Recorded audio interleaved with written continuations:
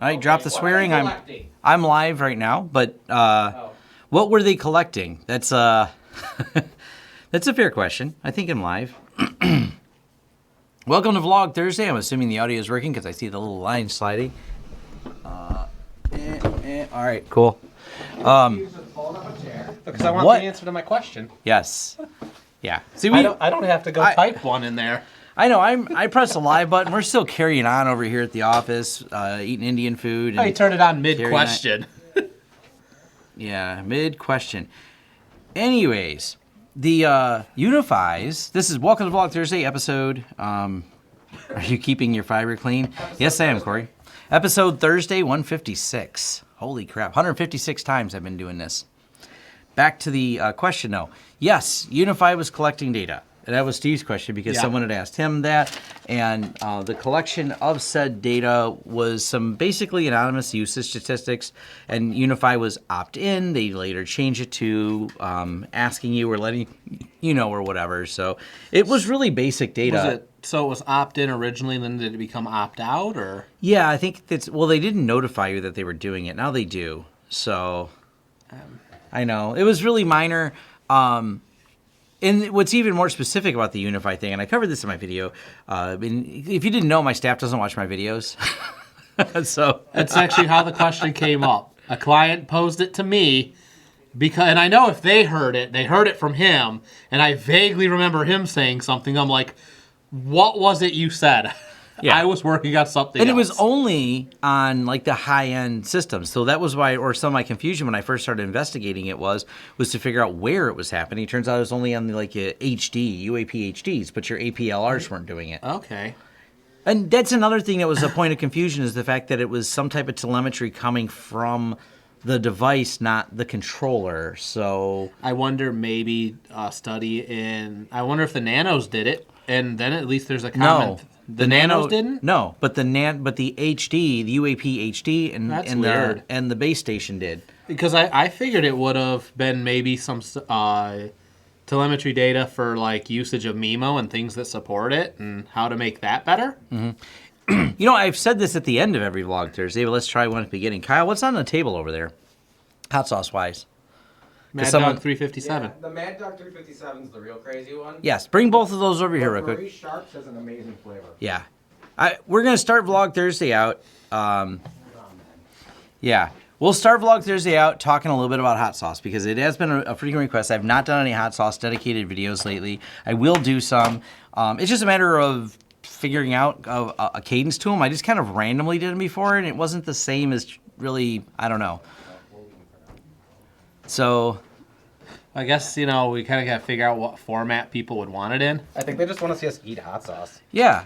So people love that. This is Marie Sharps Beware. Is this one on our website, Kyle?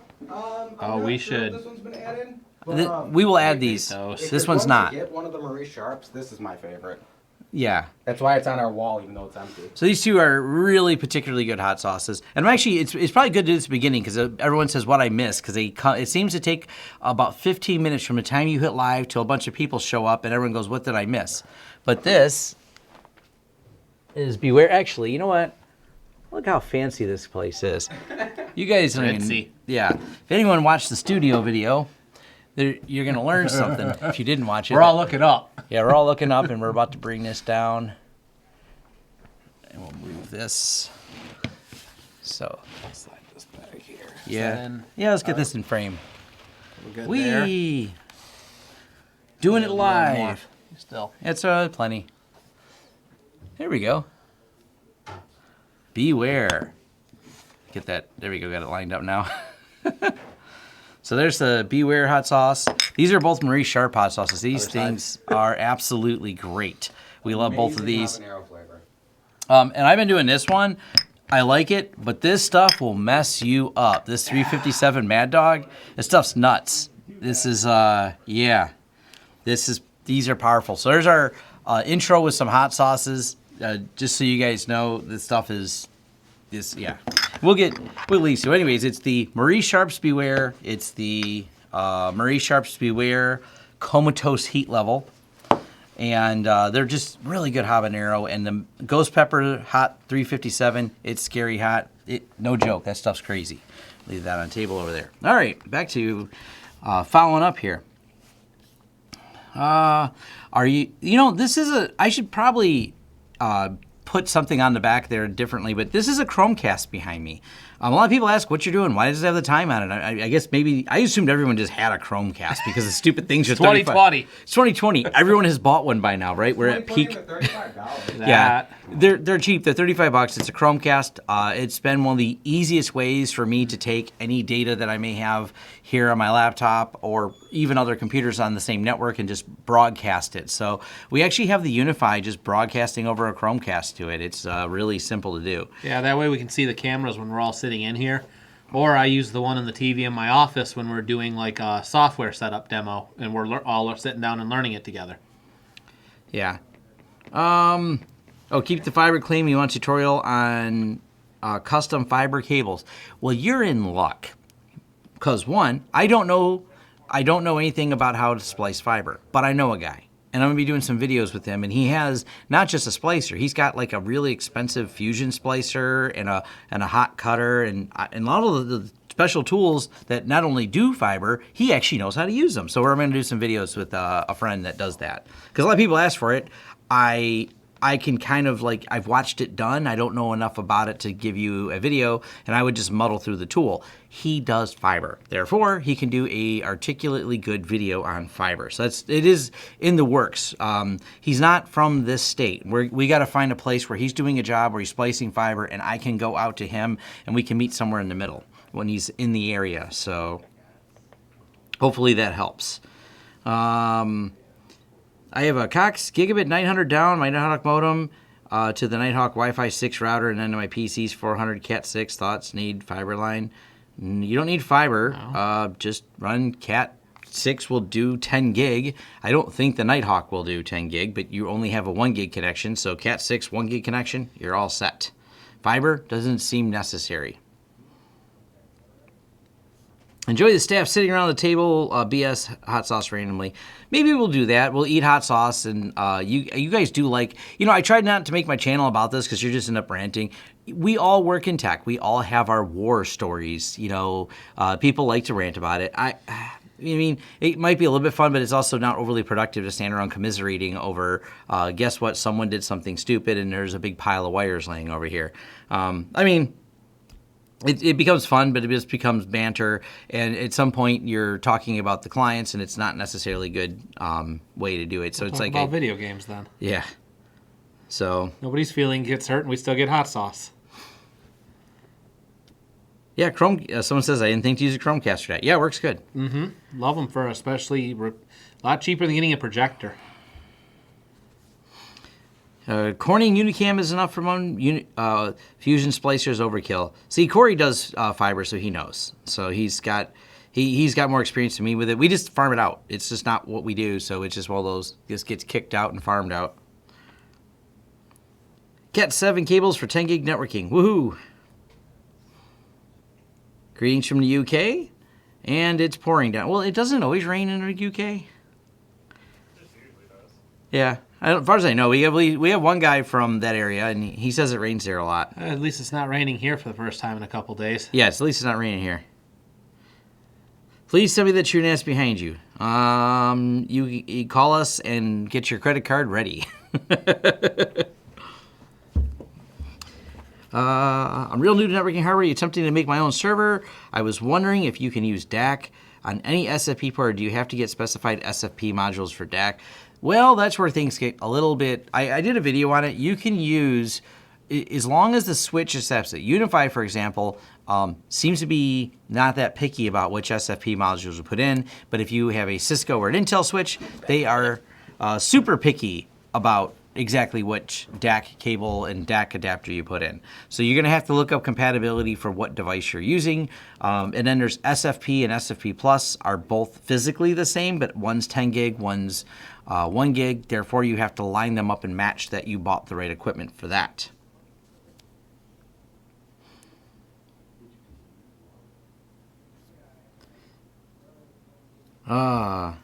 Driving from NYC to Ohio, so I may stop at your shop. Rainy and foggy. But Windows patching. So that's a mess, as always. Now, I bring that up because everyone's excited about the crypto thing that's going out there, and it's funny what does make the news and what doesn't. And everyone's like, "Oh my gosh, there's this crypto bug, and the NSA thought it was so bad that they got Microsoft on the phone to let them know about it." Now, to my knowledge, the NSA has neither confirmed nor denied that they were the discoverer of said bug, but they at least were aware of said bug, and how they came into that information it's not particularly relevant. The good news is the patch is out there. It was applied just the other day on Patch Tuesday. But that being said, there's a few things on Patch Tuesday, and I tweeted about this today as I've been busy running around, but we made sure everything's patched because especially, and this doesn't represent clients except for one that we have that insists on doing this, we don't expose either RDP or RDS. And I know people were asking about this last time about how do you expose RDP and RS, and I said you don't, you put it behind a firewall, and people don't put it behind a firewall, and those people who don't, well, there is now the exact condition of why you do that. There is a remote code execution that does not require authentication in the Windows RDS. It would be bigger news if it wasn't for this crypto thing with the NSA. Both patches are available as of Tuesday, but obviously these are of great concern. They're so greatly concerned that when you look up the CVEs, Microsoft just says, it's an RCE, remote code execution, which is for something publicly exposed, really bad, and no other detail because they want people to patch it. We'll get the details later. Just fix it now. That's how you know it's bad. Could switch ports? William Daughtery, thank you for the $20. And he says, could switch ports on the XG7100 work as a second or third WAN port? Absolutely, they can. Inbound internet connections, do you have set up VLANs on the switch at work? So yes, if you watch at the 9-minute mark of my XG7100 review is where I start talking about, oddly specific, right? Maybe I've said this to people before. The 9-minute mark on the XG7100 review covers the VLANs, and it covers how you have to tag them. You have to tag, I think it's 4091 and 4092. 4092, I think, is WAN. You have to create a few of the ports and tag those ports on the WAN, whichever one's which. I think it's 4090 or 4091 is the WAN. You tag those, and those become extra ports for WAN. So that's one way to do it. Another way to do it is just simply create another interface and a whole nother one, like 4093, and tag it to it, and then set that as a secondary WAN. So yes, it can be done. There's a couple different approaches you can do it. Each of the 8 ports can be individualized is what I'm trying to probably get. Each one can be turned into its own separate interface, not shared across there.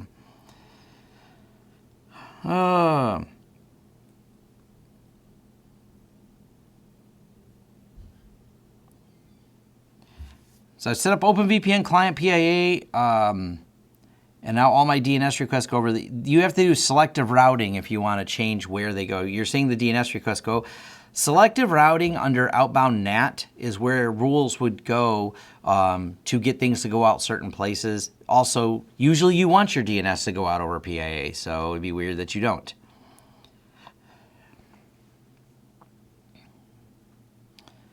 Yeah, I like to open Telnet SMB v1 and PPTP.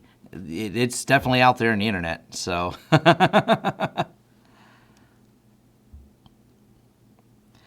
No, don't purchase the XG7100 through us. Purchase it right through the folks over at Netgate.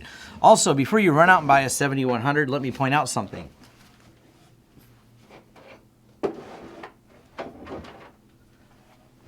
This is a SG5100, and I know maybe you have your heart set on the 7100. I'm not going to talk you down off that if you really do, but and it does have 10 gig and this doesn't. But this is not a bad one either at all because it's solid state, no fans, nice power supply, and you don't have to deal with any of the dealing with split VLANs on the ports. These are 1, 2, 3, 4, 5, 6 individual ports. I have a review of this box too. This is actually what we use at our office. Is this exact one?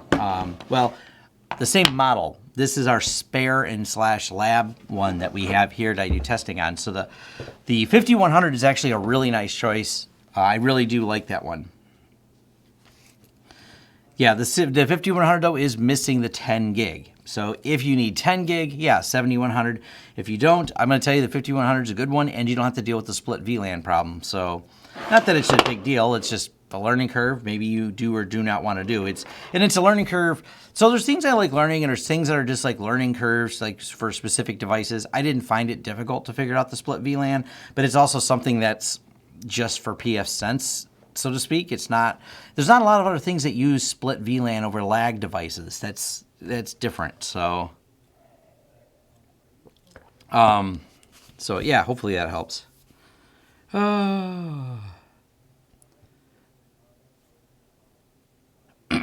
Do you monitor anything on your switches? Interface CPU? Not much. If there's no problem, why monitor them?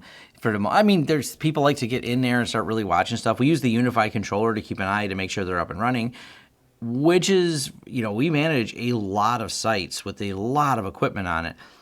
And unless there's a problem, I don't need more data unless I'm trying to troubleshoot something, which my problems I've had with UniFi switches over the years and years of using them have been like, hey, look, one's out. I didn't need monitoring data. I needed a replacement because the power supply burned out. And I talked about that, I think, last year. I had like one or two. But for the number of deployments, it's actually a pretty small number of them that have had any problems. So it's not like, I mean, it's cool. People dive into the statistics, but there also comes the other side of that where you have to manage all that data you're collecting and what value does that data create a value for you? Are you trying to see a trend on something? I always start with, we have a goal, not just collect all the data. We'll figure out what to do with it later. So that, to me, that seems like, and a lot of people like that. So can you quickly recommend top motherboards for network services under a load? What do you mean motherboards, top motherboards for? I don't understand that as not sure what stats. Willie, we're just talking about people who think you need to have all the stats. Marcus, what version? Oh, my son is in here. Dad, what version of Kali should I get? We'll talk about that when we get home. We'll help you on your Kali Linux journey. The latest version is the answer, Marcus. Willie, we are talking about people who, the best way to secure data is not to have it. But Willie manages a lot of infrastructure. Willie, how much time do you spend looking at fan speeds and memory and CPU usage in all your switches? It's just one of those things that when you get into the reality of working in this stuff, you do it a lot less. There's one of those things. I mean, you spend your time working on other projects for it. So that's, it's kind of cool. And I think it's fun to dive into all those stats and play with Zabbix, for example. And people want SNMP profiles for their switches so they can really dive into something deep on Zabbix. But what are you doing with all that data? Is it helpful to you? Is it something that you really need? What does it do for you? And that's really what I focus on a lot. What does that data? Now, granted, I'm going to show you guys, I have Zabbix pulled up right here. Granted, I have all kinds of cool details in Zabbix, but it's not that exciting, I don't spend a lot of time looking at it. I set it up to collect it because Zabbix, by default, when you set these up, Zabbix collects all that data. Here's what people do love. Love graphs. Now, the only time I look at said graph, and what are we pulling up here? All right, there we go. Now, the only time I'm going to look at a graph like this is if I have something that I need to see, like what kind of data am I getting over time? These are what some of the Ethernet traffic looks like on here. All right, here's all this input, output, and away we go. So what does it look like this week? What kind of data do we have coming in for today? But I only look at this if I need to know something about said traffic. So that's really what this comes down to. Like my forums. If I was trying to investigate a problem this month so far, this month, this week, when I'm trying to track how much data is going in and out of my forums, and which is not a lot of data, maybe that's interesting. Or maybe we look at CPU load because I want to say, is it time to upgrade the server in my forums? And if you're reading this over here, I know it's probably kind of small on the screen, we're sitting at barely any usage at all. So the good news is I don't have to up the controller at all for the CPU load on this particular system because, well, it's just not utilizing much. Oh, good. Here's the percentage graph. The green is the unused part of the processor. So this year so far, here we go. We have a couple peaks here. I think maybe we broke the 5% average mark. But you're kind of getting the idea that those graphs are cool when I'm trying to investigate something, but for the most part, if you're not doing anything, unless you're investigating, they're a little bit less interesting. Oh, and don't get me wrong, pretty to look at. People love their graphs, but when it comes to it, so. Yes, Corey pointed out right. You set alarms for those. You don't continually watch it, so. Grayson, what do we have here? Thank you for the donation of $5. If only there were non-gaming motherboards for AMD Ryzen processors. Gaming motherboards are all about PC gamers. Well, there are. They're called EPIC motherboards, and you can get in. We should, if you want something like that, you can look up EPYC.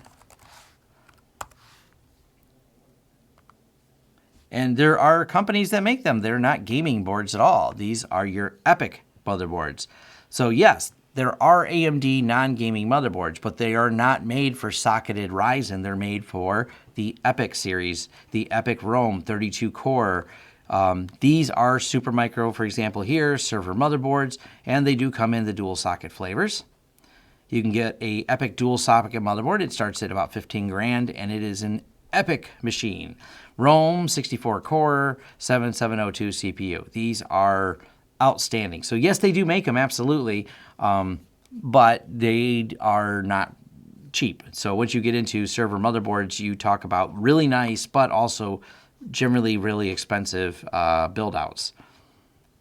Yeah, anything, once we switch to that EPIC processor, condition new, Northbridge, system bus.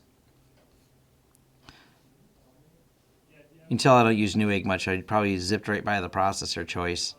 But you get the idea. Oh, CPU socket type. So which one's Rome? They have that in there? Supermicro, MSI. Someone's screaming. It's right there. SATA, RAID. How much is an EPIC Rome processor? Let's look that up instead. Frequently bought together, right? EPYC Rome.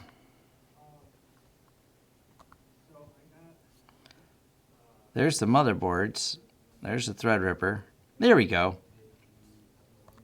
There's our 64-core EPIC Rome processor.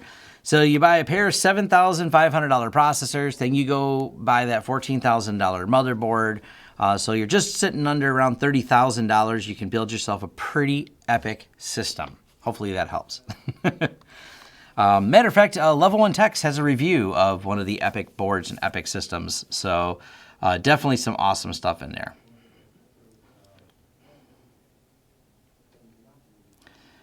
Some good X570 Ryzen motherboards for creators with 10 gig Ethernet. Yeah.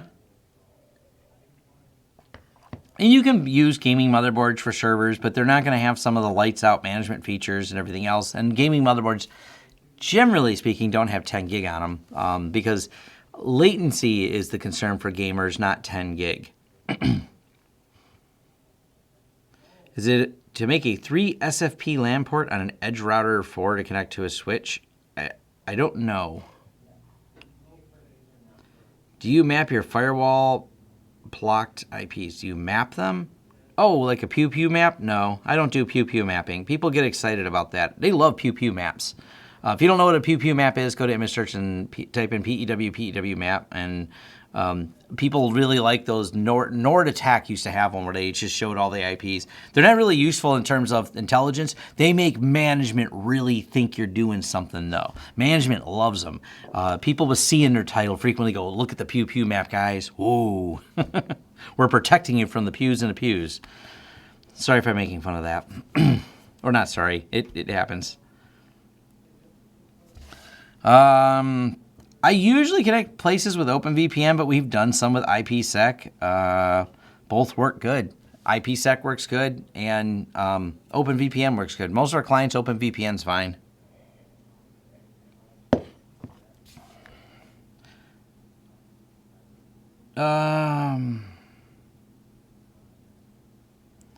What else do we got? All kinds of stuff. Motherboards, Epic. Well, Epic processors are actually quite low powered. As I stated, if you look for Wendell's from Level 1 Tech, he's talked a few times about one of the AMD Epic systems that he built. It's very, very nice, very, very high end. I believe, don't quote me on this for sure, but I think it's Gigabyte made. But it's a super amazing high end powered server. He has a video he did where he talks about how many servers he consolidated into one server in a server room with this because it's just so fast and so many cores. And overall, it's much less wattage. The Epics are actually, they're gaining a lot of popularity because of the fact that when you look at watts in versus CPU time, CPU compute power you get out of them, they're actually really efficient.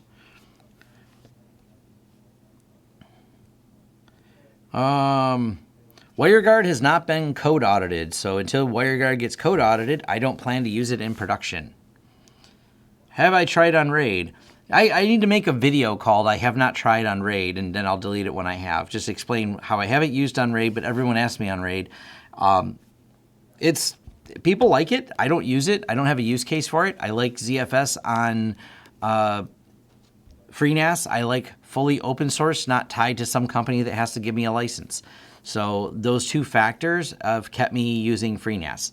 Unraid is nice, but it is not free. So it's not that I mind paying for things, but I don't like when, if something were to happen on RAID, you would not be able to unlock your Unraid system. It would go in, it contacts their servers.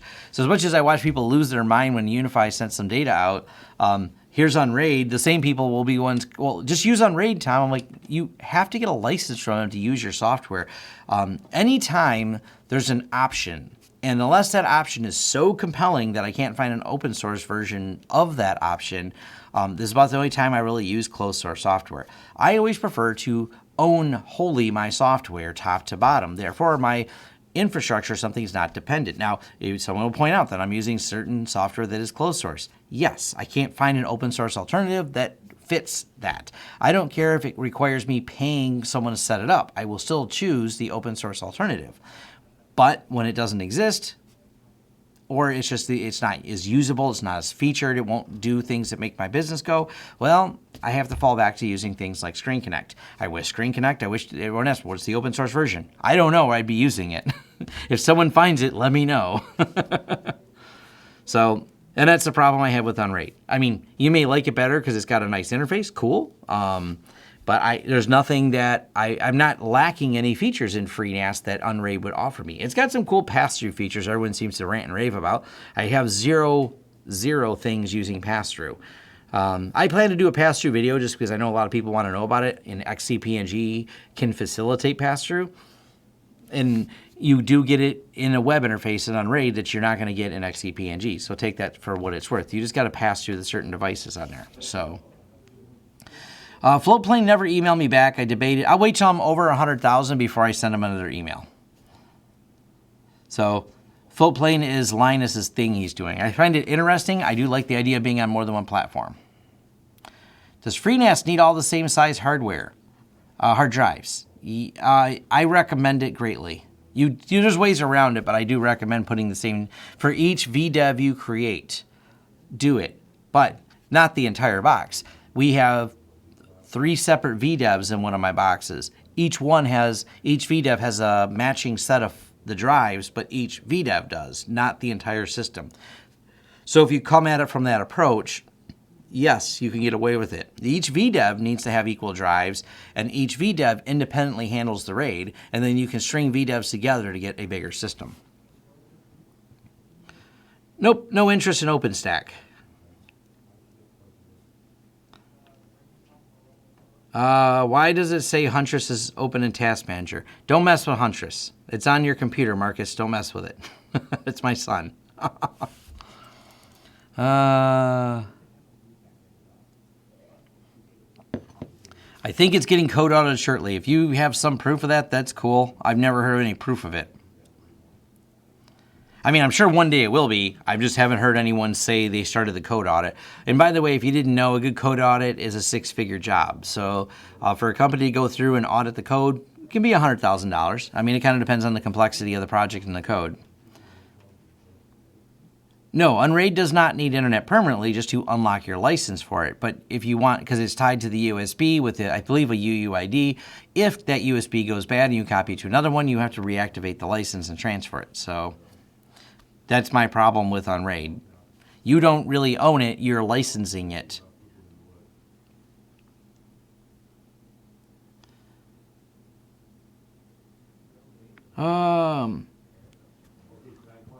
I have videos on the FreeNAS, but they're not going to cover 11.3 when it comes to sharing and how that works. So everyone asks me about it. I have a video on it, and then people say they still don't quite grasp how it works.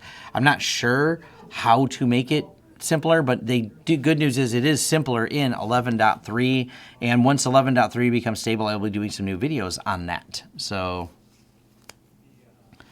what will the benefit to be skilled with FreeBSD, OpenBSD, NetBSD? What are the abilities of doorways open with that skill? Places that hire you to need those skills. I don't know. If you're going to work in the industry, learn BSD, but BSD to pivot from BSD to Linux, not hard. They're very familiar environments. Nuances are different, but very familiar Unix style environments. POSIX environments, if you will. So if there's places hiring for jobs for that position, then that's where some opportunity may lie to work in the field. Hopefully that helps. I have not had a job, I've had my company, this is my 17th year in business, so I'm not the best person to actually ask about job opportunities when it comes to what's available out in the field. I don't look. Unless I'm hiring people, then I have to dabble in the job field. But I haven't hired anyone in a while. I've mostly been using contractors. Yeah, Proxmox, people like it. Same kind of answer on there. Never tried IGMP snooping on an edge switch, so I can't really speak to how good it works. Never used it. Not on an edge switch anyways.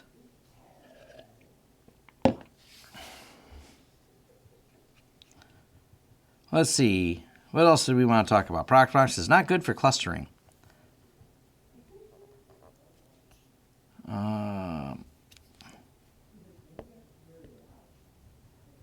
Yeah, that SonicWall, I never liked their interface. They're just terrible all the way around.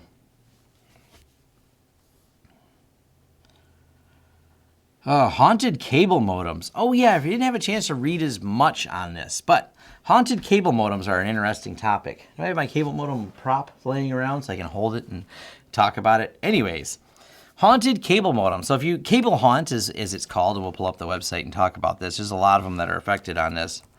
And it's kind of, no, cable haunt. There we go. We gotta get to the right website and we'll switch screens. So, for those of you who don't know, what is Cable Haunt? Cable Haunt is a critical vulnerability found in cable modems from various manufacturers across the world. Vulnerability enables remote attackers to execute arbitrary code on your modem indirectly through an endpoint or on the modem. Your cable is in charge of the internet traffic device and network. Cable Haunt might therefore be exploited to intercept private messages, redirect traffic, or participate in botnets. All the horrible things you don't want your cable modem doing. So, it's kind of interesting. Am I affected? View script. Oh, cool. That's all they're doing. So, here's the thing. Right here now, and I already know I'm not affected by this, so let me do something. I got too many windows open. If I tag them all, I got phone numbers open. Let me close all those before I switch back. Cable Haunt's interesting, but it's not the end of the world. Someone will probably have you believe it is. So, if you're not familiar, and this is not going to work for us because the cable modem we have is not affected by this. I did check. I think it's 100.1 is almost all of them. Yeah, 100.1. The simple test, try to ping that. Can you ping it? The concept of the Cable Haunt is there's insecure firmware on there. And this insecure firmware, turns out, is pretty easily code injected because of the way it parses the JSON file that controls it.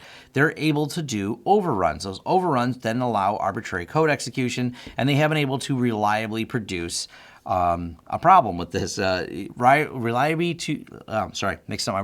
Reliably produce code that is able to bust these open, wide open.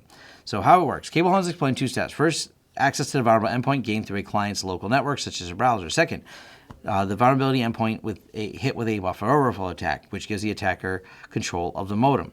And this is where especially CORS, if you're not familiar with CORS, cross-origin resource sharing. So this is actually really cool. How it works is it's redirecting from your browser, getting you to run something local. And your local access to that then injects into the cable modem, allowing them to take over whatever they decide to inject in there, whether it's making it part of a botnet and all that. It's definitely some interesting and problematic things because this is going to affect many, many home users all day long. It's less severe on the business side. It's also easily mitigated. For example, if you can ping that address, you can also sinkhole that address, create a route and a rule that sends it to Never Never Land in your firewall, and that would mitigate it. If you create a route that redirects inward as opposed to allowing through the cable modem, it works. And by weird coincidence, if you were to actually have your network 192.168.100.1, and it's also the modem, that route's local and won't route outwards. So it won't even get to the cable modem. So it's still a serious attack. It's going to affect home users disproportionately more than businesses. Businesses usually have more like we have a commercial cable modem, which doesn't seem to have those same vulnerabilities in them versus the consumer ones. But yeah, if you're not in bridge mode especially, it's that much worse. So something to think about, but it's, yeah. Oh, let's see. 10 gig on PF Sense, can you use a switch? Yep. Sure can. Yeah, David G says, did I see the new ACLs from FreeNAS UI? Yes, 11.3 is when I'm going to do a new video about FreeNAS because there's a couple features in 11.3 that, one, they turned on shadow copy by default, so you're going to be able to access shadow copy volumes. Two, the shadow copy is going to be FreeNAS snapshots. That's pretty cool. They're going to have all that turned on by default when you create new shares. Second, they're going to have ACL management. They have it already. The ACL management is now in FreeNAS, the 0.3 version now. So that's also something kind of interesting. So let me go here, log into this.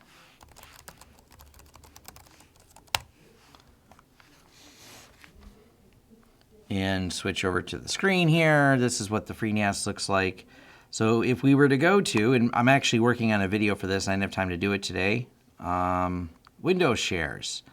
I called this share your sneak peek of the video. You can edit the ACLs. So here's all the ACLs for this. And you can see basic owner, full control, blah, blah, blah. Let me cancel this. And inside of here, this has a series of snapshots. So if we go back over to sharing, Windows shares, and then we go here into shadows and we edit, enable shadow copies. Enable ZFS snapshot as shadow copies for VSS clients. So that's pretty cool that they've got that integrated in there, and it's going to be on by default. So that's going to be kind of cool. Basically, it's going to be able to take snapshots, but you're going to do the restore previous versions of VSS shadow copy type thing. So, yeah.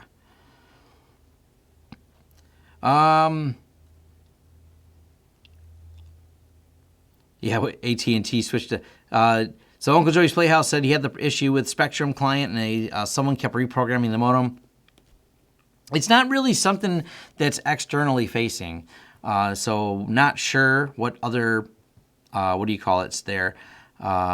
That's kind of weird because it's not an external facing. They have to start inside your network somehow via browser, via however, to pivot over to the cable modem because it's only accessible from inside your network, not from the WAN side at all. So, yeah. It's even worse in the EU. Apparently, this is huge in the EU, this problem is. So, for those wondering.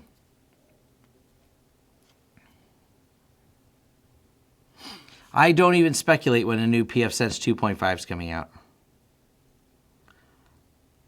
How do I name Windows domains? Usually related to the company.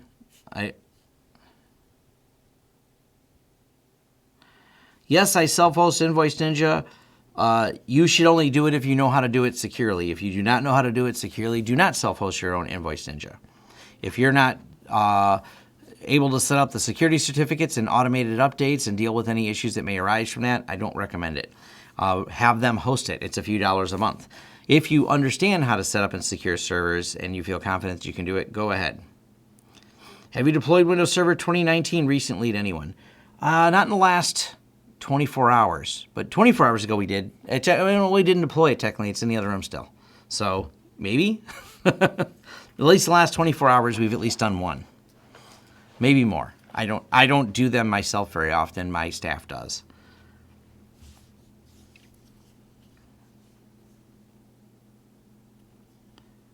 When exporting certificate, I made an internal CA. I don't know. I'm not a CA expert. I usually just use Let's Encrypt CAs when I'm setting them up. If I use one with FreeNAS.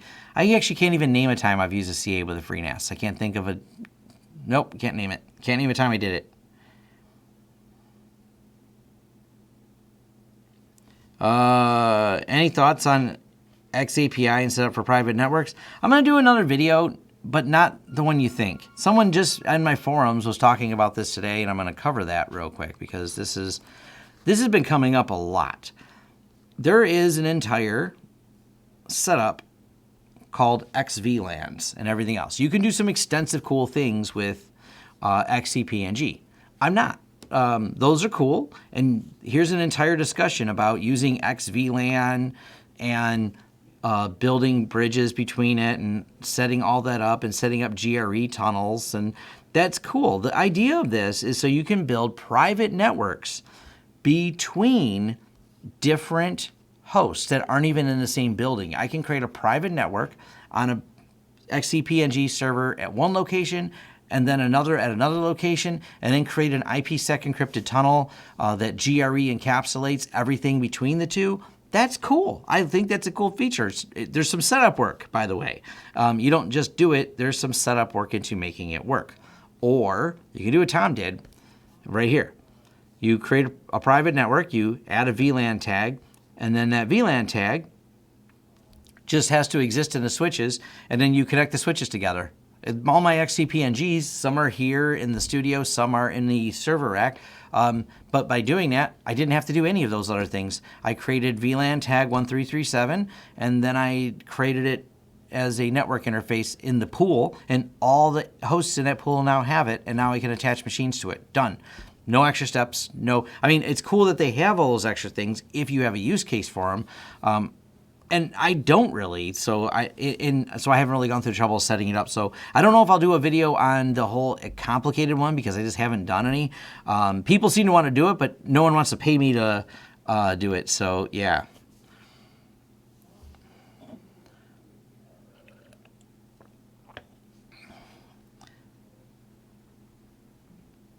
Hopefully that makes sense. So I'm going to run a FreeNAS as a VM, Windows Hyper-V as a VM, so I can pass drives directly through FreeNAS. However, the GUI for FreeNAS does not work well. I don't know. I always run FreeNAS on raw hardware. I'm going to do a pass-through video to show people how it works, but yeah. Have I checked out Odoo for my company? I remember looking at Odoo and says, that's way too complicated. It's neat.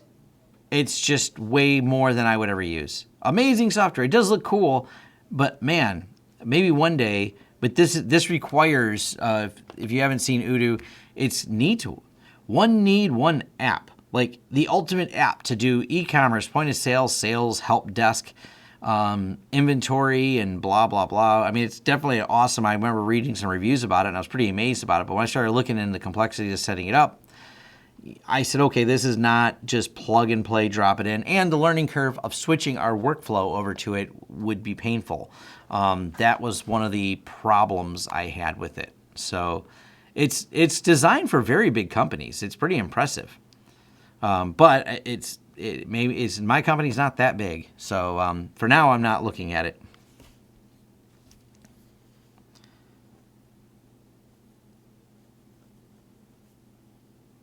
What are my thoughts on 2019?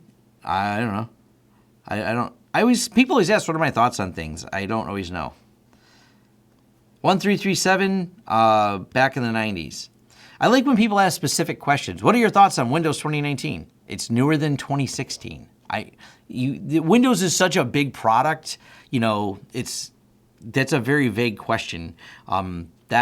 Like when you ask me the difference of what are my thoughts on FreeNAS 11.2 to 11.3, I talk specifically about features on there. But just to say a new Windows operating system, it's really hard for me. And this question comes up. I get people who email me that. And by the way, I delete most of them. What's your thoughts on this? And they just send me a link to something. And I'm like, delete? That's my thought. I'm not trying to be pompous, but one, I have forums. So two, you didn't really even ask a question other than what are your thoughts? It'll be a link to, did you know this thing existed? And I'm like, oh, it's not a question, so I honestly don't know how to answer it. I think there is a rack kit for the 5100. Yes, FreeNAS is designed for bare metal direct drive access. That is absolutely correct. 2019 works. There we go. Uncle Joey has some thoughts on it. He says it works. 2019 is like 3 better. 3 better than 2016. These are great answers. Are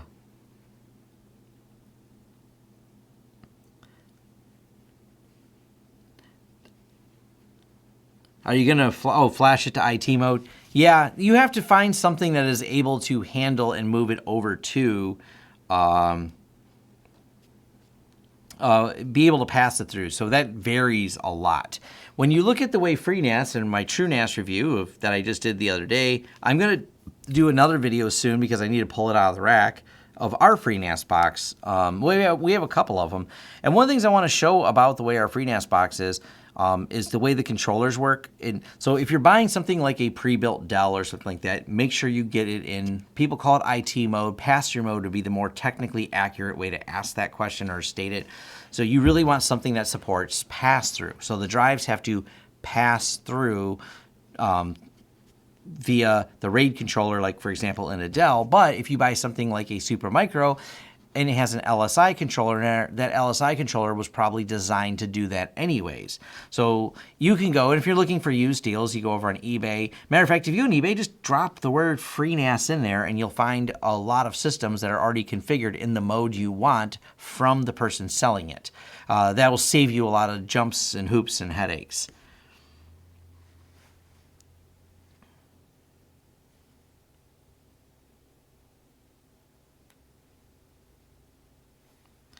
How about VPN providers offering WireGuard? They're offering it because people will buy it. It does not... See, this is the thing about even like Microsoft. Someone says, well, if Microsoft's not really doing much with like Exchange and someone was on with it, why do they keep selling it? I said, because people keep buying it. As long as there's a revenue stream and these VPN providers like throw Wireshark on there or WireGuard on there and people use it. It hasn't been code vetted. So you can't convince me at this point in time that I should take my perfectly code-vetted OpenVPN and use something else because I'm going to gain a couple bits of speed. Matter of fact, even for me running a business, my VPN usage that goes from my laptop to this, we have one of these 5100s, it's fast enough on a 5100. I'm not even running into bottlenecks in speed at all. So exactly why do I need a less code-vetted VPN to gain a couple bits of speed to potentially, what if there's a flaw they find in it? Or what if there's a flaw that is known by certain attackers that isn't being reported because, well, they don't even have a bug bounty program yet, and it's not been code reviewed yet. So it's not that I don't like WireGuard. I think everything about it is really cool. And once it's passed some serious code review, it becomes an option on the table. So it's actually, my friends have done some testing and they thought it was quite easy to set up and everything else. I just have been busy. I looked at it, I read the code, I said, yeah, this looks like it's pretty easy to set up, but I don't really, I'll use it later. Do you deploy many Windows machines? What do you use for imaging for custom settings? We don't.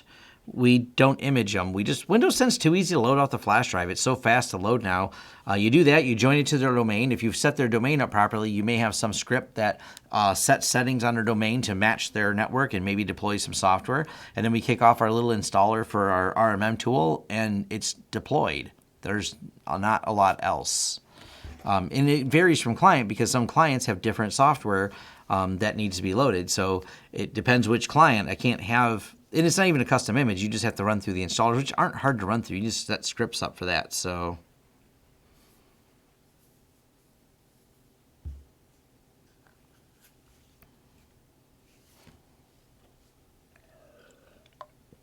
what else we got here?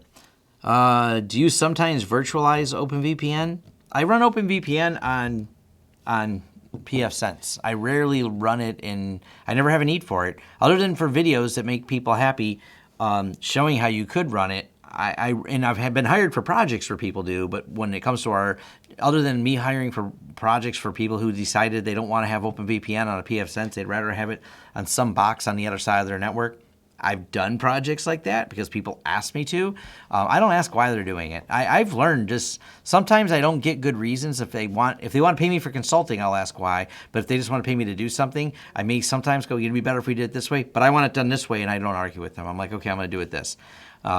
So I run it on pfSense. That's the easiest way. And because pfSense is doing all the routing for the network, when you add OpenVPN, it's easy to also do your routing on your network. Pretty simple.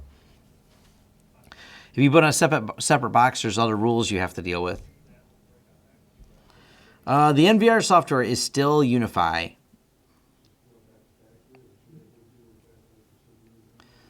Some people seem to like Blue Iris. I haven't looked at it in a couple years. We deployed it because a client had it, and we set up a bunch of cameras.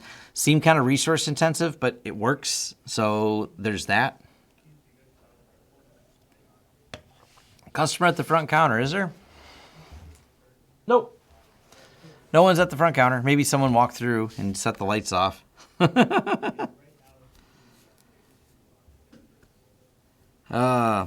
We mostly deploy... We have these UniFi because we've had them since we moved into this building in 2017. We had them before. We had them at the old building.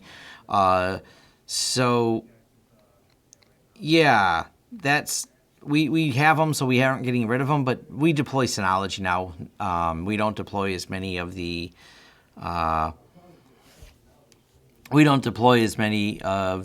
UniFis anymore. Actually, I'm going to say we deploy 0 UniFis right now.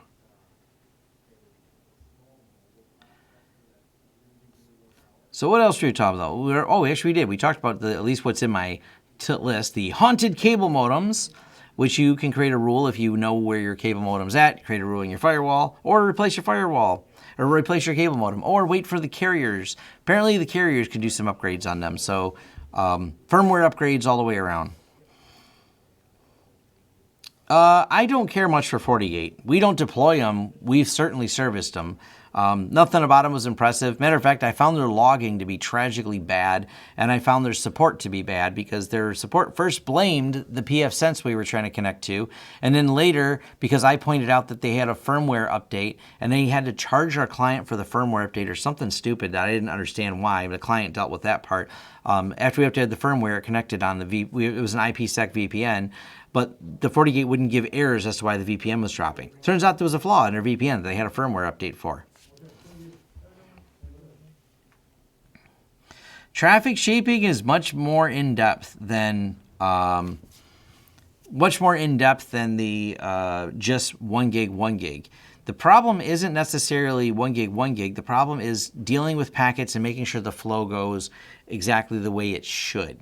So it's making things go in order. So it's more, I would call it traffic organization more so than shaping. Shaping is the term we use, but it would be organization of making sure there's a proper flow of traffic. So sometimes you still need it. That's how you get buffer bloat. Buffer bloat's not a problem with speed. Buffer bloat is things coming into the buffer at different times and not going out in the most organized fashion. Hence the reason I've done a coddle queue video. Watch that video, it's pretty simple. Yes, you can make users in Synology with read-only permissions. That is correct.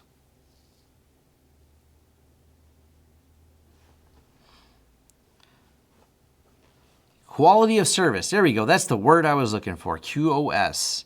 So it's not just traffic shaping, it's quality of service. To maintain quality of service, you need to get all the packets to organize themselves in a proper way. Matter of fact, we'll find this. I have referenced this video so many times. Oh,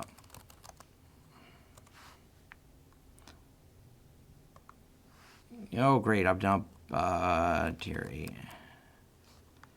Traffic shaper. Let me find this video. More than one data point in order. I'm not going to play the video in fear of some type of copyright issue, but let me find the animation part. Where do you have that? This video, the comprehensive guide to pfSense 2.3 Part 9 traffic shaping. Mark has, I said Corey, I want to put Corey at the top, ignore that, as I kept thinking his name was Corey, so I didn't find it at first. This guy did some great videos. He hasn't, I don't even know if he does videos anymore, but he did these really excellent videos on pfSense. And one of the things he talks about is, I like the animations on here, because this gives people a good idea of what a FIFO queue is and how he has the token factory in the bucket and how this works. This is important aspects in terms of understanding how quality of service and how packets run.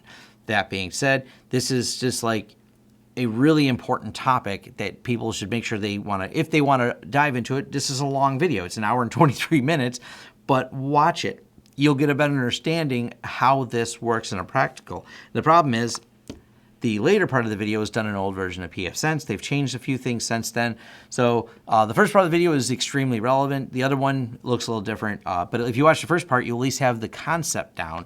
And this is then going to apply to, obviously, a lot more than just pfSense. This is quality of service as a learning lesson, not just about pfSense.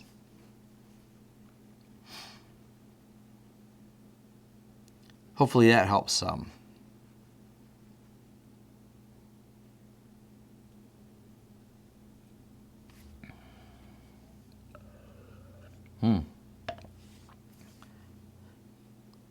So Simon, great news. I am now CCNA certified. Awesome. Congratulations on your certification. That is good. I am not an expert when it comes to certifications, but they are sometimes a job requirement. So definitely, if you need to get certified for the job, I don't shut it down. Matter of fact, I've recommended a few times, people ask me about that, IT Pro TV. You guys should click on that if you're interested in learning. IT Pro TV is a great place. That's why we got them as an affiliate. We reached out to them. I'm going to do a review of their stuff because it's good. They have really good content if you want to learn something on there. So, let's see. Yeah, certificates can get you in the door or at least pass HR. Yes, that is... And sometimes that's what you really need, is to get past HR. There's no doubt about that. So what are the other things? We're down to the Ask Me Anything. And we've already asked me about FreeNAS and Unraid, which is typical. I've seen at least a dozen questions about Proxmox, which is typical. No one's asked about MikroTik. It's still there behind me, but I guess since I did a video on MikroTik, people now know I'm aware of MikroTik. So I guess we got that part covered. So hopefully that helps.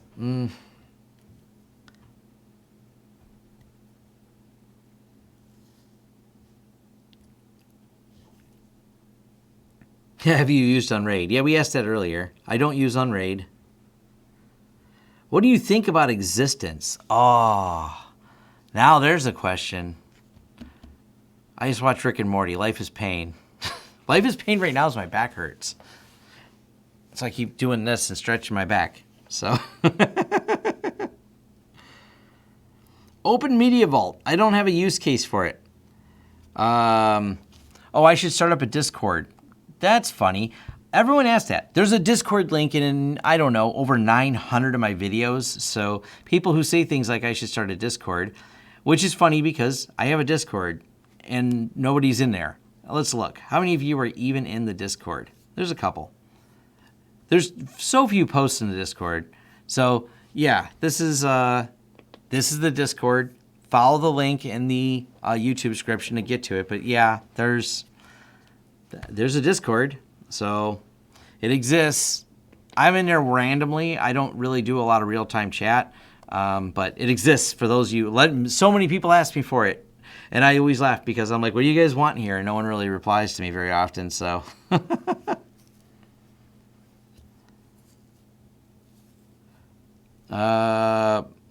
Traffic shaping with floating rules is complicated. I don't think so.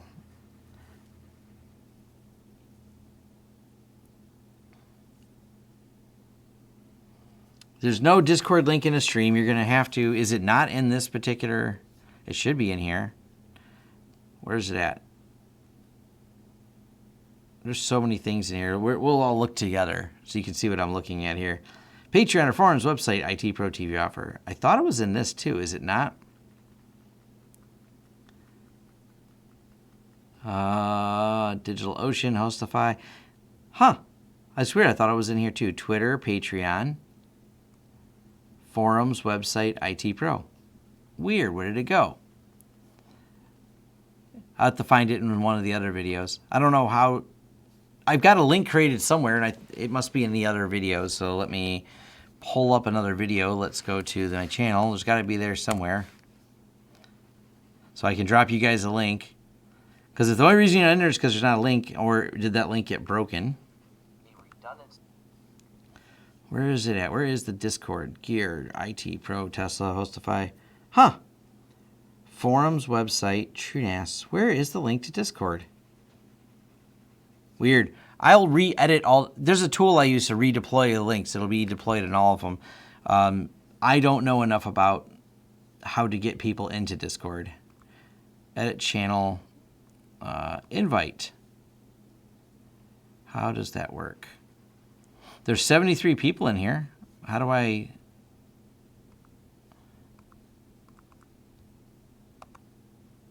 I have the invite code. Does that help people?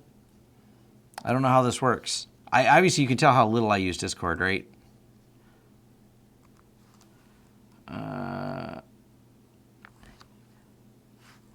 Just pull up your invite for Discord. Here is the... I don't know. Do I give people...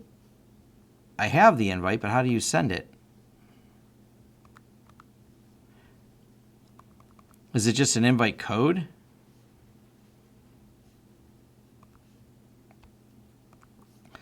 Is that what... Someone tell me how you just need an invite code?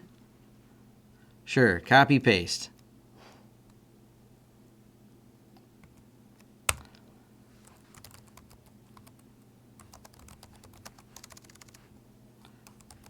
There we go.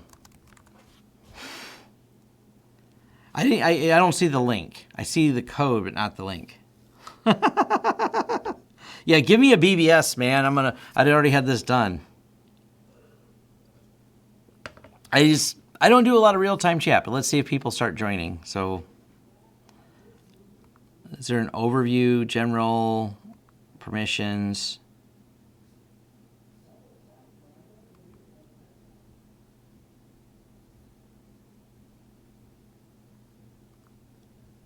Invites. I don't want to show it. Make sure all this and create webhook. I don't know. I don't know how to get a link out of it, but I guess invite codes are probably enough. Hopefully that's enough to get people joining, right?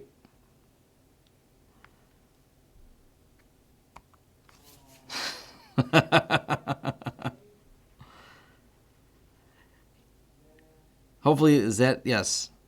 Right click on the server on the left side, then invite people. There should be a link. I use link. All right, let's find out. Let's do this together. So if we go over here, let me escape out of this. Server settings. This is fun. Invite people. Oh, here we go.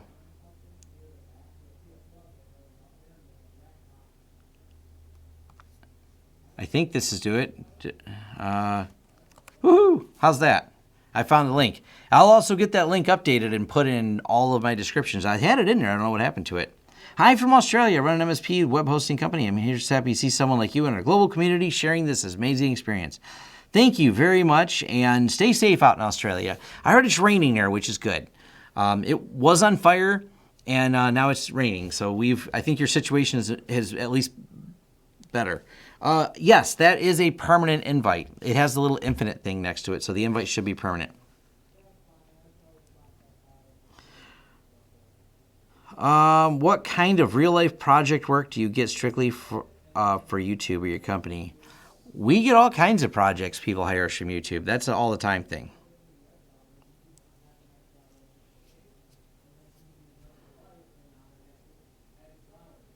So, yeah, we get a lot of work from YouTube. I thought about doing a video on that topic specifically.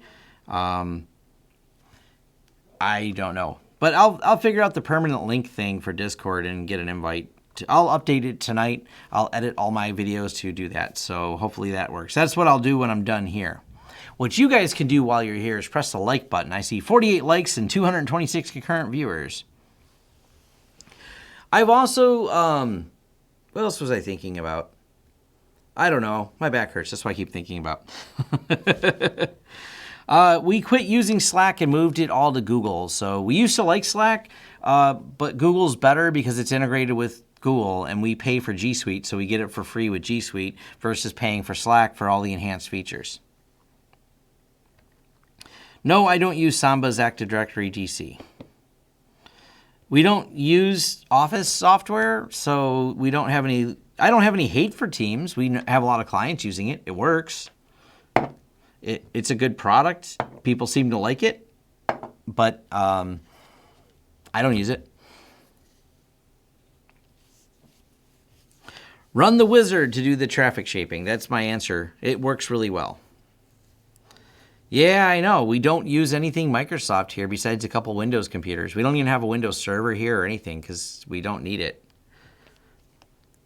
It's just not, we don't have a use case for that.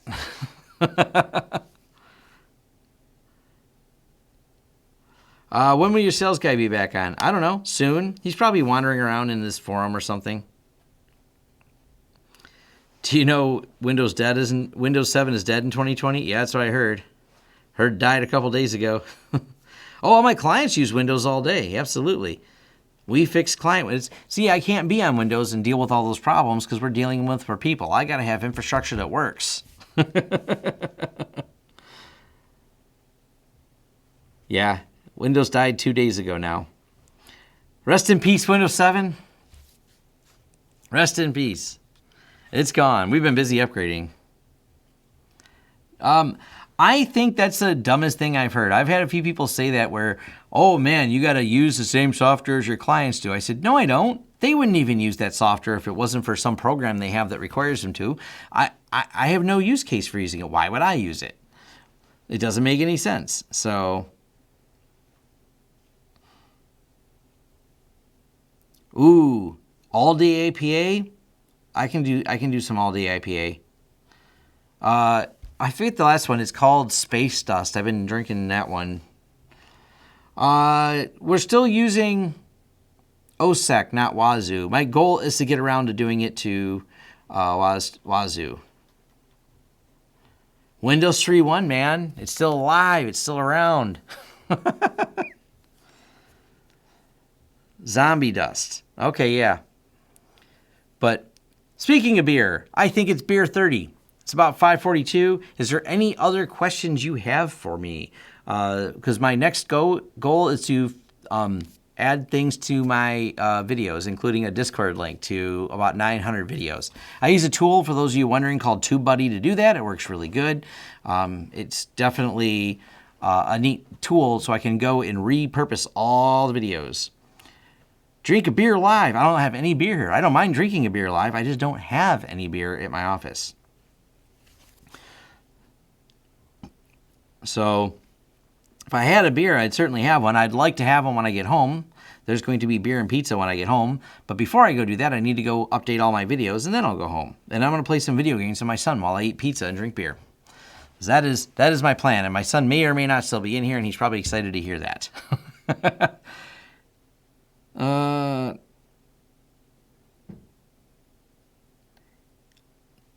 TubeBuddy has really nice search and replace functions. That's why I use it. It works better than any of the tools I've seen at YouTube. Unless YouTube really stepped up their game on their tools for search and replace and matching, I'm going to say that I'm definitely not going to try to use the YouTube one. TubeBuddy does an excellent job of search, replace, matching, verification. It even allows, YouTube doesn't have this as an option, but TubeBuddy does. Before I do the search and replace, it'll create a spreadsheet with all my metadata in it and all the descriptions of all 900 videos that I have. Well, almost 1,000 videos. So yeah, that my workflow still involves TubeBuddy. It works really, really well. It's not that expensive. It's one of those worth it type of things. It also helps with the descriptions of my videos. It does all the searching and lets me know the ranking of the tags in the videos to make sure that they're right.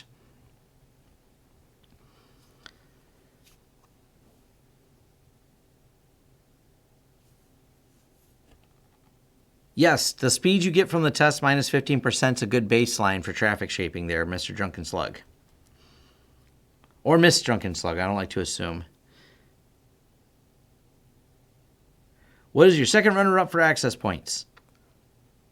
God, we've used all kinds of things for second runner-up.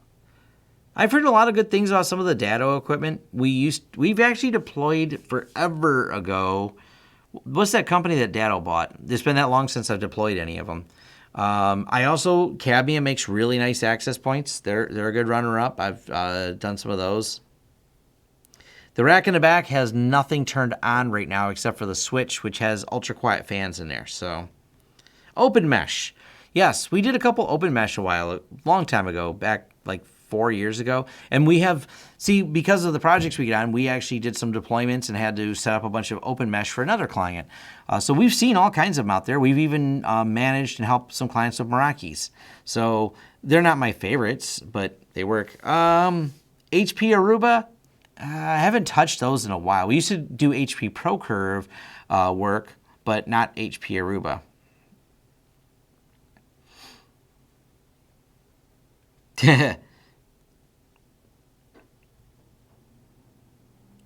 Yeah, the Ubiquiti just works. It's been a solid solution. I have that video up and coming. Maybe this weekend I'll finish.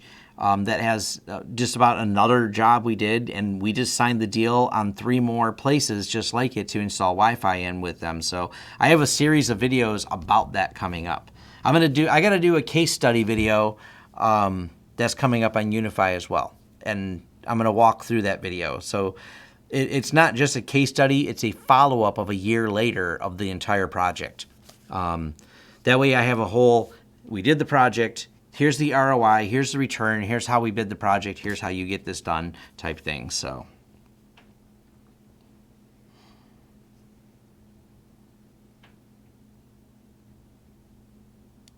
oh, sorry to hear that you have a power outage. MikroTik versus Ubiquiti? Oh, Ubiquiti all day. I mean, I like the MikroTik. I think it's great. And I got to admit, I was looking at this, and I'll pull this up. And this is where, let's see, we got a 40 GB.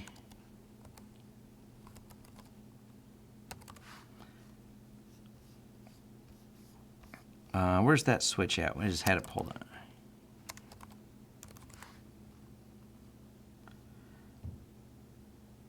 Where did it go? I thought it was in here. Should be in my history somewhere. What I'm looking for is so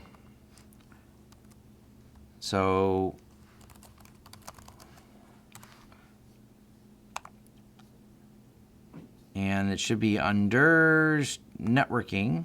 They just reviewed this.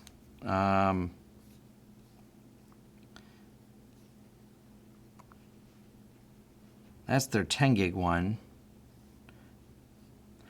They reviewed also a MikroTik 40 gig switch. So this is the MikroTik 16 port 10 gig switch, which, don't get me wrong, this is great. And this is one of the things I'll say about these. Other than their stupidly long names. Let's go back over. I'm just going to look up Amazon. I know there's other places you can buy it, but this is quick and easy. Here we go. You can get this switch for just a hell of a price. You know what I mean? That's a good price on that switch. And this is where MikroTik, I know why people like them in terms of price. And, you know, they work. That's the thing. Once you figure out how some of the things work in there and you use their Switch OS, which is a little bit less of a learning curve, it's hard to beat the price. I won't lie. They make really inexpensive equipment. That being said, just looking at all the bug reports and problems with it, I'm like, whoa, there's a lot of little quirkiness that I've noticed with it as a device. So you just have to spend some time configuring them and learning that system.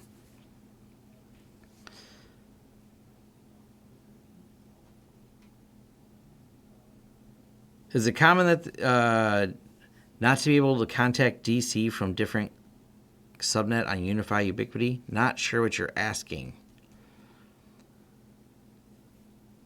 So it really comes down to, I mean, there's some, I don't truly dislike the product or anything, and we set one up here. It comes down to, what do I want to sit down and cover? Do I want to make a bunch of videos on that? We're not deploying as much of it. Our niche has lately been designing solutions for clients and handing the control over to them. So if I design a solution that I can't hand over control to them, because we have a lot of people with internal IT that contact us for a specific use. Because of that, if it's really complicated and I hand them something complicated, they feel like they're going to be dependent on me for support. And that's going to be a problem for them. They're going, hey, I'm technical enough to use the UniFi. Help me design and deploy it. Day-to-day management I can do because I know how to switch a VLAN on a port on a UniFi. Whole different subject. You know what I mean? It's a very different concept. So that's what it really comes down to is I like them, but it becomes me just doing a bunch of MikroTik work at that point. There's not, and they're budget minded, so we'll give them that, but that's it. That's kind of where things fall apart for them after that. They seem to be quirky as well. So you look at the errata updates, and it's all like, allowing hot swap. One of them was, I was reading on the update for that, like some type of allowable hot swap where it would lock up when you change settings. You just had to reboot the switch. Everything about it just feels like it's kind of hacky. Like, yeah, it does that sometimes, but you only paid $400 for it, not $1,000. So that makes it okay. It's like, I read the forums like that.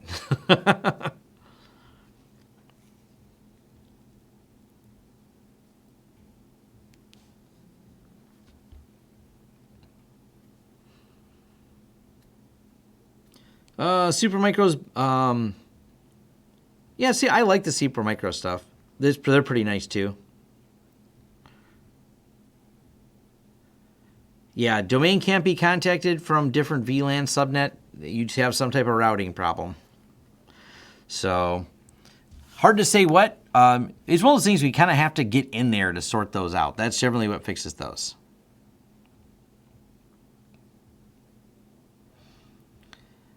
We double NAT for all of our lab videos. That would be correct. We have a pfSense behind a pfSense and a bunch of stuff behind there. I've got lab tutorial videos. I need to do some updated ones because now we're using XCP-NG for our lab, so that video's up and coming. But it's the same thing whether you're using Citrix or XCP-NG. The concepts haven't really changed. Different settings for OpenVPN is if I was external, OpenVPN doesn't know my external address. So if you export OpenVPN on a double natted pfSense, it gives you the internal IP address, but I'm never accessing my lab network from outside. I don't really have a favorite KVM. I never even think about that. I don't use them very often. So I mostly SSH into things. iDRAC is cool. It's on my servers. It works. I used it 3 times last year. Only thing I even use the iDirect for now on our extra lab server is I use iDirect to hit the power button. That's it. I log into iDirect, I press power. And I only turn it on with iDirect. I turn it off from the command line when I'm done doing whatever demo I'm doing. I shut it down. I literally just don't go in it enough to ever do anything. DoubleNet does not create voice SIP issues. Do we take cryptocurrency? Not at the moment. Only because no one's asking. We could do it. We have Stripe, and I think Stripe will take it, but I don't because I just don't have I don't know. Plex, OpenVPN, Cloudflare is a nightmare. I don't know. I don't use them. I mean, those are separate things to me, not one.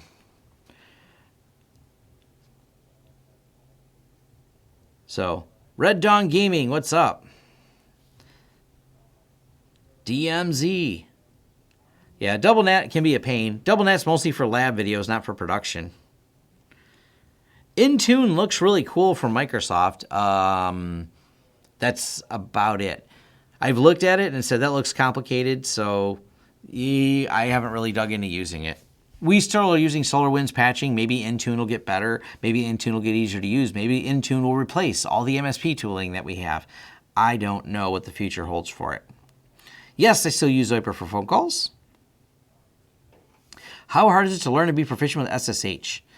I would say watch Jay's video on SSH. Jay, Learn Linux TV. He's got some great SSH and TMUX tutorials. I have a TMUX tutorial as well. So I would say SSH is pretty easy to learn. But that's a very vague opinion, I know. I've been doing it so long, so I'm maybe not as subjective on that answer as I could be. Would you use or review more rack equipment if I sent you some? I'm actually working on finding some time to review more of it. A lot of the stuff I review is limited to... So that's a demo unit back here. And the reason I reviewed it is because, yes, we do deploy those. But I deploy them like, hey, we need a really high-end NAS server. What do you got? We work out getting it, and they ship it to them. And then they call us and we integrate it into their network. It never passes through my fingers because that would not make any sense. We are a reseller for IX systems. We will resell that device to that particular client, and that client will get it shipped directly to them. And that client may not even be in the same state as us. Therefore, I don't always get the time to review a ton of equipment. I wouldn't probably mind reviewing more of it. I actually have more to review than I've had time to even put on my channel. It's kind of a matter of making time for it. Michael Lucas's book on SSH is amazing. I'm going to give Michael Lucas as a personal, someone I know personally. He's awesome. Read his books on SSH called SSH Mastery. He's also working on a book on SNMP that he'll have published relatively soon. He also has not one, but 2 books on ZFS. I highly recommend reading Michael Lucas's books.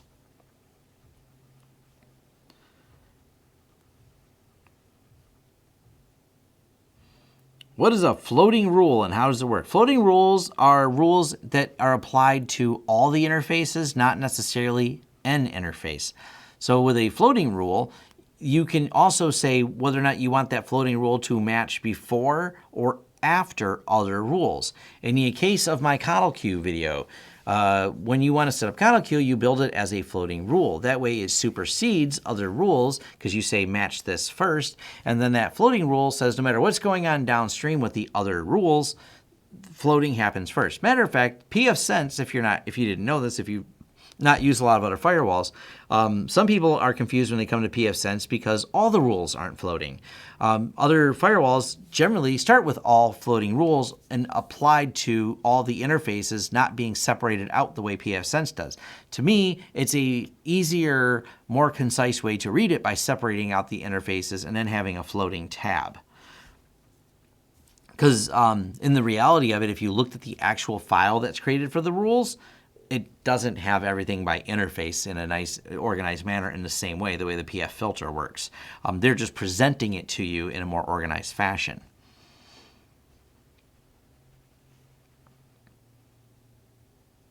Bash and Nano. I'm going to say Bash and Vim, but you know, Nano is a good way to start. Learn Vim, your life will be better.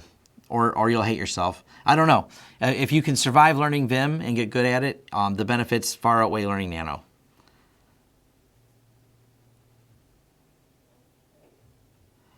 Do you have a way of syncing public keys in all servers if you lose your private key? No, that would be a security nightmare.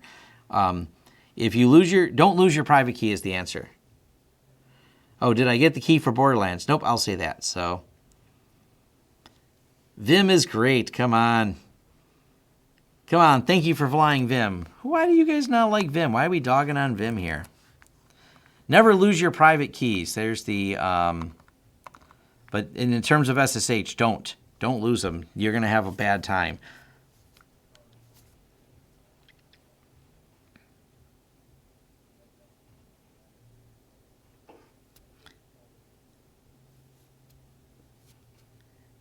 Yeah, you create the, like, I have a private key on my laptop that allows me to log into my servers. I highly recommend when you're setting up and hardening servers that you do things with SSH keys and SSH keys only, no other method of authentication.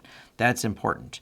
That's what allows you to be able to get into these systems without having to use passwords. It's also safer because people can't guess passwords because, well, they're private keys. Matter of fact, let me find an IP address of something and to show you how that works. Where is this?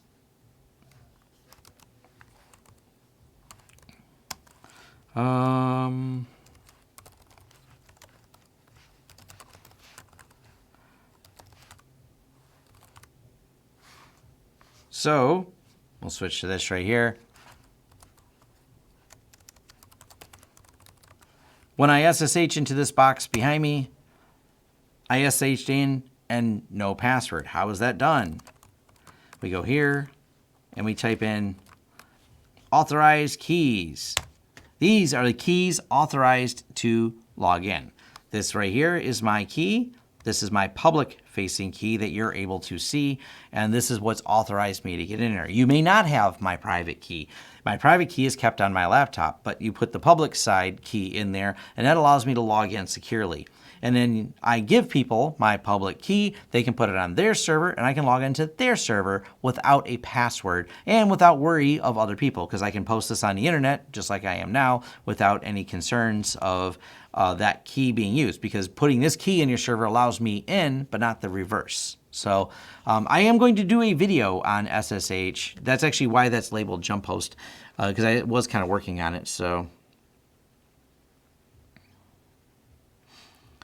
there is not a better solution for double NAT if you have some ISP that will not let you not have double NAT. I'm sorry. There's not really a solution I can give you.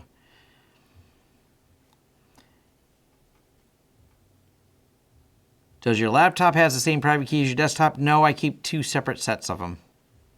And then you can install multiple private keys in a particular server.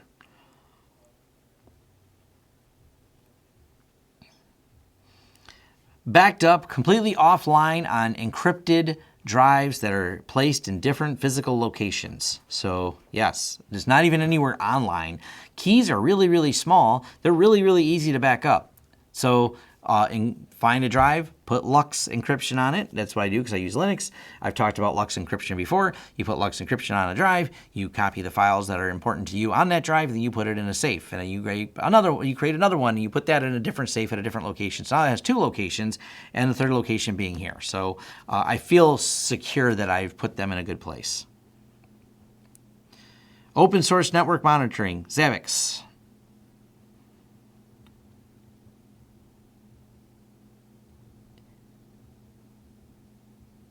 You can put them on floppy disks. They are so small, SSH keys will fit on a floppy disk. You are not wrong.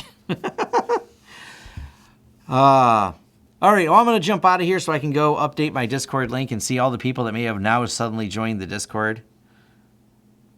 Oh, look, people have joined Discord. Awesome. So I see people in here joining.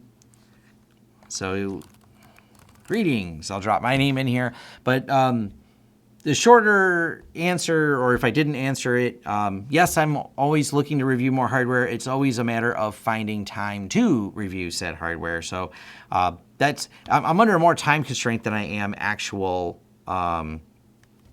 constraints for getting it done. Like, it's like, not that I have no desire to do it. It's a matter of finding the time to do it all.